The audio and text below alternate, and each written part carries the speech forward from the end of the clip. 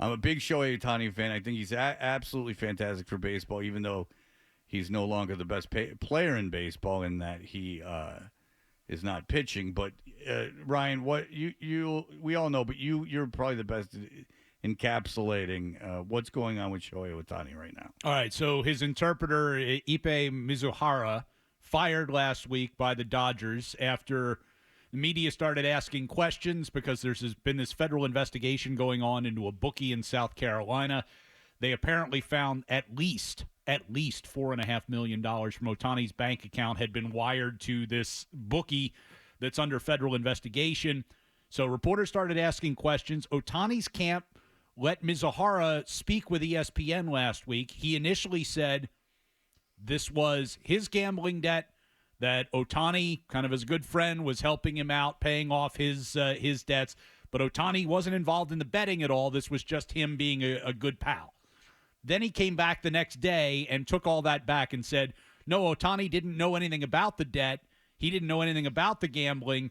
And Ohtani's lawyer subsequently put out a statement that said this was a massive theft and that this money had been stolen from Ohtani and he had no knowledge of it. Ohtani has not spoken on this as of yet, but is supposed to do so today. Okay, so the Ringer has 4 questions about this that are the most important, and we already talked about one. Were there any bets placed on baseball? And they say nothing matters more than this. If the answer is yes, then there are realistic scenarios in which Ohtani would face stiff discipline up into including a lifetime ban for Major League Baseball. In my opinion, if you bet on baseball in general, he's really walking on thin ice. You got to suspend him for at least a season. And if he bet on his own team, you got to ban him for life. I mean, no Hall of Fame, no coaching, no managing. He's got to be gone. Again, in my opinion, I just think it's a fact. The one thing sports need, the most important thing is that the outcome of the games have not been pre-decided. If they've been pre-decided, then there's no reason to watch them. Then it becomes wrestling. And in wrestling, people are falling off ladders and breaking their heads open. Baseball, if it's predetermined, no one's watching that. Seldom happens in baseball. So you agree, right? That's the biggest deal. And then they say, what's up with the conflicting stories? They got to figure that out, obviously. Will Manfred and the Major League Baseball give Ohtani preferential treatment? Oh, yeah. I think that they already had. For a couple of days, they were ducking this entirely. And then, I guess we have to do an investigation. Yeah. All right. But here is the thing that, and Shaughnessy wrote about this. It says, will this scandal inspire a larger sports gambling reckoning? And it says, sports leagues have been in bed with sports books for years now, and they're burrowing deeper under the blankets by the day. Here's the thing. I have no idea what legalized gambling has to do with players gambling on their own sport. Here's I can't drink, right? I can't. But that doesn't mean that I don't think people should be able to drink. That people should be able to consume alcohol. If you play sports at a high level, college, professional, you can't bet on your sport. So you just can't do it. You can't do it. It doesn't matter how prevalent it is. Alcohol and drugs, for that matter, are in everything, are being pumped through all these things. And, players are, a lot of these players can't drink on the team plane and stuff like that because of what happened with the Cardinals. If you're unaware, the Cardinals used to be able to drink on a team plane, and the guy got a DUI, and I think he might have killed someone coming back from the team facility after they'd flown in. So, just because you can't do something doesn't mean that other people can't do it. Or maybe more to the point, Fred, about the relationship to Major League Baseball. Just because you can't drink, I don't drink, I don't think long drink should be banned from advertising on the radio station. Well, yeah, we yeah, should still do business with them. That's kind of what I was saying, is that Yeah. like, I don't think it doesn't matter to me. I swear to you, But this- it doesn't matter to me if anyone aside from my kids drinks. Like, I don't care. The difference here is that this is not a legal gambling enterprise, right? I mean, if Ohtani dropped $4.5 million on his FanDuel account, it's not as big of a deal because there are records that you can go to and say he didn't bet on baseball, And you can look at all his Korean soccer and bets and his football bets and all that. You don't have that with a Southern California bookie. and you pay insurance on it, and I think it's almost paternalistic of people to say this about players, that because gambling's legal, like they couldn't possibly control themselves not to gamble on their own sport. Like it's too hard for them. Like do you realize how small in the scope of life the restrictions of that are? You can gamble on anything else you want to gamble on. You can gamble. You can play online poker until your eyes fall out. You can do whatever you want. They're not even telling them not to gamble. You can't gamble on your own sport. Yeah. That's your restriction. But that's all you can do. You can't drink and drive. You can't gamble on your own sport. There's just things you can't do. But it's the other implications and the things that people say could happen as a result of getting in deep with a bookie. So for Getting in bit deep with an illegal bookie is different. What I'm talking about is the sports leagues being with places like FanDuel and the DraftKings and this and that. Just because gambling on your sport is legal, telling the 500 guys in the sport you can't gamble on it is not an impossible task or a double standard. Like, it's not a double standard. It just, when you play, you can't do it. That's the rule. It's not an unfair rule. It's not an unjust rule. It's a rule. You are compensated a phenomenal amount of money to do what you're doing. And they're in the really, as far as I'm concerned, the one rule is you can't gamble on your own game. I don't care. The penalty for them doing cocaine should be, that's too bad you did cocaine. There should be even nothing. I don't care what they do. The point of it is, the only thing that could kill a sport is if there's believed to be players, especially of Ohtani's status, betting on the game. That kills the sport. We've had murderers. We've had people importing. The guy from the Bears importing like massive weights of drugs, truckloads of drugs from other countries and getting caught.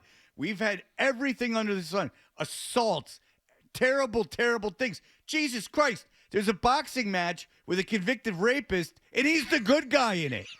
Like, I mean, that thing's going to make, we had Mannix on, he said that thing's is over the moon. He said 50 million people going to watch that thing because it's on gonna be Netflix. the biggest thing ever. But And so, like, look, a convicted rapist is about to make tens of millions of dollars in a sporting event. It's not too much to go, you can't bet on your own game. Okay? You can't bet on your own game. It's not a double standard. People can the fans can do whatever they want. The fans can gamble. The fans can drink in the stands. They can't drink on the bench. Like, you know what I'm saying? Like, the fans can drop acid and like go to a game and look around. And unless you're Doc Ellis, you can't drop acid and go to a game. Fans can go to a doctor and take all these supplements and steroids. That you can if you're an athlete. Like, it's different. I mean, holy moly. Like, in radio, okay, so say someone, you do something else for a living, and someone just, like, hands you, like, a trip to the Bahamas and says, yeah, just say good things about the Bahamas. You can take that trip. None of us can, right? Because that's payola. That's a rule that we have to follow, and I can't do it. And you know what? It's been worth my career not to get payola. Now, there's some people at the station that it's a very fine line. But I'm just kidding. But when I was reading more about this story, though, Fred, because it seems so implausible that Ohtani would not know what was going on. And maybe he did, maybe he didn't. But the more I read about it, this interpreter seems to be a grifter of the highest order. So yeah, they're starting to. It almost feels to me, Hardy, like what happens in a conspiracy when they have the patsy, and you got to make this guy look bad, so everybody believes that he's in the wrong here, and so they've started kind of poking holes in his resume. Well, he didn't really used to work for the Red Sox. He didn't really go to college where he said he did. Like, it becomes this whole thing about his background now. But I get what Hardy's saying, though, because what this guy became is a personal assistant to Ohtani. But I also think, Hardy, that Ohtani's kind of culpable in this because he just went, I don't want to have to do anything. yes. Like, here's access to all my stuff. It came out of his own laziness. He bears responsibility for giving up and giving so much responsibility to this guy and allowing him. He sounds like a bit of a con man, not the smartest guy in the world, but he did. He lied about where he went to school, who he worked for, when he worked for it. I question whether or not he's actually multilingual. Now I'm questioning everything about this guy. And Ohtani, yeah, he might be naive. We don't know that much about him because you never get to hear him speak or understand him in his own language. Maybe he's like Gronkowski. I would imagine that he has been under a microscope that we don't quite even understand in this country since he's been a kid, and that he just was like, I just want you to handle all my stuff. Just you do it. Like, I guess he's incredibly focused on baseball, but I'm sure it has something to do with the culture of which he played in it. And he just said, he's like kind of like a child. Like, this guy almost seems like a parent to him, that you go and I want you to, like, he had access to his bank account and all that stuff, but that still doesn't, like, if someone could take $4.5 million from your bank account. That's where you lose me. Yeah, exactly. Like, there's no way you're transferring $4.5 million without Ohtani being part of those transactions. And again, I told you, if you go to the bank, like if you're buying a house or something and you have a cashier's check that you want to put down as a deposit, like a deposit on the house, they bring, you have to show identification. They bring like the manager in. There's all this stuff. And also, if you don't have an eye on your bank account, and Ohtani has a ton of money, but if you don't have an eye on your bank account or you don't know where millions of dollars are being moved around, like, he doesn't have that much money, where $4.5 million is nothing. Because you have to remember, a lot of his money's coming after he retires. 20 years from now. And I know he's got trillions in endorsements or whatever, but $4.5 million is $4.5 million. You got to have your eyes a little bit on what's going on. I bet you he doesn't even have, like, the pass. I bet you he couldn't get on his bank account on the computer if you asked him. Like, I don't think he's walking around with a phone with, like, the Bank of America app on it. Like, I mean, at some point you have to have a little bit of idea of what's going on with your money. Even the faintest idea, even if he's paying all your bills, just for the sake of your own well-being, just be able to check on it. But anyway, that will be interesting to keep an eye on, because if he bet on baseball and they found he bet on baseball, if he bet on baseball, he should be suspended for this season and probably next. And if he bet on his own team, he's gone.